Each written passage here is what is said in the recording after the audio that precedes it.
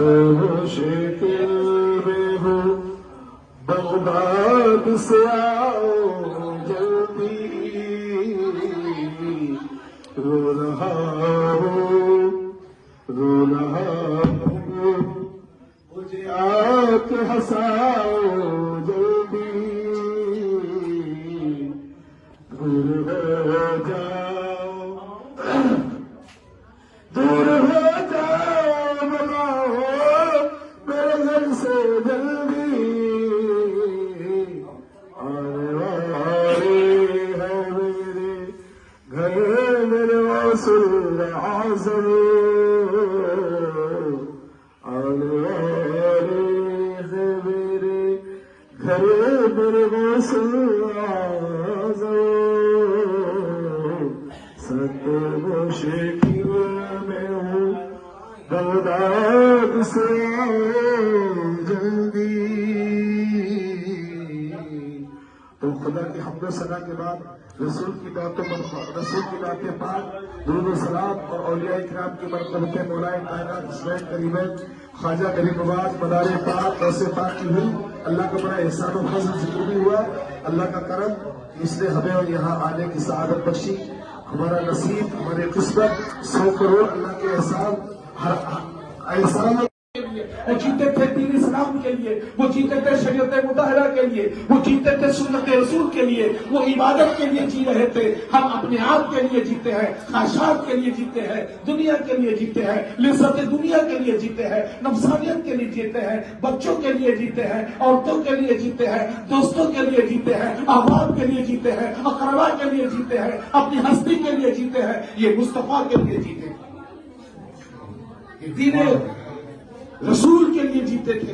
ان کے جینے میں ہمارے جینے میں بہت فرق ہے، ان کے چلنے میں ہمارے چلنے میں بہت فرق ہے۔ تو سمجھ میں آئے غوث پاک کا مقام سمجھنے کے لیے اگر کوئی ایسے ہی کہتے غوث اعظم یہ ہے وہ ہے تو کیا سمجھ میں آئے گا؟ اور غوث اعظم کی ایک رات دیکھتے ہیں اور ہم اپنی عمر کی ساری راتیں دیکھتے ہیں۔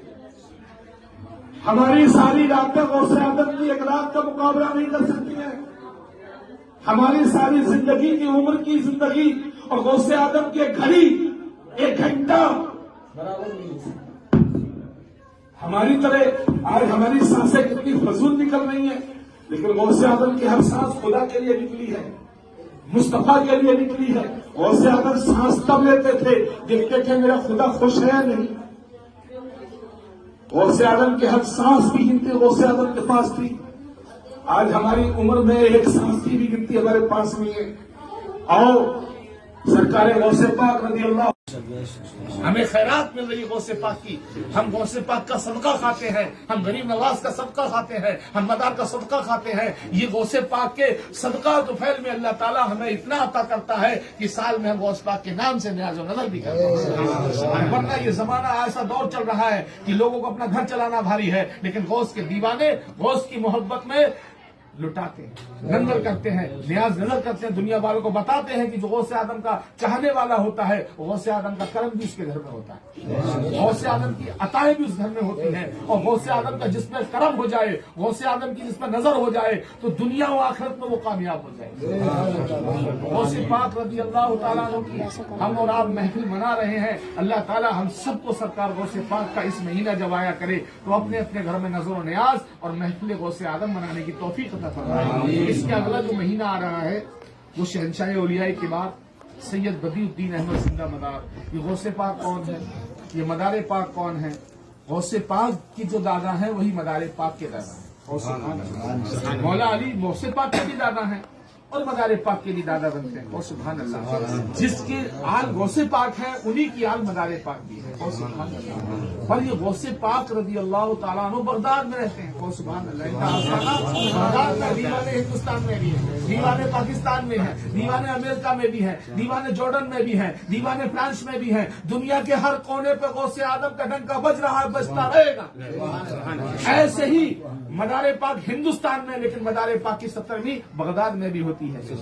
اور سبحان اللہ، تو یہ اولیاء اللہ یہ کون ہیں؟ یہ اللہ کے وہ عاشق ہیں، یہ اللہ کے وہ دیوانے ہیں۔ انہوں نے دین متین کے لیے رہتے تھے ملک شام میں، ہندوستان میں آئے، نہ بھوک دیکھی، نہ پیاس دیکھی، نہ غریب، نہ تمام سواری، نہ تمام سفر کی مشکلیں، اللہ کی محبت میں آ کے اللہ کے محبوب کی شریعت کو عام کرنے لگے، اللہ کی توحید کا ڈنکا بجانے لگے. اور سبحان اللہ. ہندوستان میں آنے کے لیے اتنی آسانی نہیں تھی. آج ہم سعودی جاتے ہیں، پاسپورٹ لو، یہ لو وہ لو، کتنی اڑچنیں آتی ہیں بیچ میں. لیکن مدار پاک، غوث پاک تو خیر بھارت ہندوستان نہیں آئے ہیں، لیکن غریب نواز ضرور آئے ہیں. اور سبحان اللہ. تو ان سے پوچھو کہ سفر کی تکلیفیں کتنی اٹھائی ہوں گی. آج تو پکی سڑکیں ہیں، آج تو سیدھے راستے بھی ہیں، آج تو بورڈ بھی لگے ہوئے ہیں، آج تو راستے میں پانی کا انتظامات ہیں، آج تو دنیا میں کھانے پینے کا ہوٹل ہے، بہت ساری چیزیں موجود ہیں، ساری فیسلٹی ہے. لیکن جب مدار پاک آئے تھے، جب غریب نواز آئے تھے، جب محبوب الہی آئے تھے، جب بابا فرید آئے تھے، اس وقت سیدھے راستے تک نہیں تھے. پکی سڑکیں تو دور کی بات ہے. اس وقت کھارو کھوٹے، ایسے ایسے ٹھوٹے، ایسے ایسے پہاڑ، ایسے ایسے دریاؤں سے، جبکہ پل ہی نہیں تھے. انہوں نے کتنی مشکلوں کا سامنا کیا ہے، لیکن اللہ کی توحید کا جھنڈا، رسول کی شریعت کو پھیلایا ہے، دین محمدی پہ کام کیا ہے. نہ بھوک دیکھی ہے، نہ پیاس دیکھی ہے، نہ پریشانی دیکھی ہے، نہ رات دیکھی ہے، نہ دن دیکھی ہے، نہ دوست دیکھے ہیں، نہ دشمن دیکھے ہیں. دیکھا ہے تو اللہ اور رسول کا عشق کے رسول میں آ کر انہوں نے پوری دنیا میں پرچم لہرا دیا. آج ہم اپنے گلی محلوں میں نہیں لہرا سکتے، لیکن اللہ والوں نے رات ایک کر دی ہے، دن ایک کر دیا ہے. صبح و شام اللہ رسول کا نام کام کرتے کرتے پوری زندگی گزار دی. آج ان کا یہ عالم ہے. اللہ تعالیٰ نے ان کو یہ مرتبہ، یہ شانے، یہ رتبے، یہ درجے عطا فرمائے کہ پوری دنیا میں عاشق کہیں رہتا ہے، لیکن بغداد میں غوث پاک کو یاد کرتا ہے. غوث پاک، ہم نے تمہیں دیکھا نہیں ہے، ہم تو بغداد میں تمہارے آستانے پہ بھی حاضر نہیں ہو سکے ہیں، لیکن عشق اتنا ہے کہ جیسے غوث اعظم میرے گھر میں موجود ہے. تو اللہ تعالیٰ ایسی عاشقی، ایسی محبت اولیاء کرام سے ہم سب کو عطا فرمائے. اولیاء کرام کی محبتیں ہمارے دلوں میں خوب خوب کر پیدا فرما دے.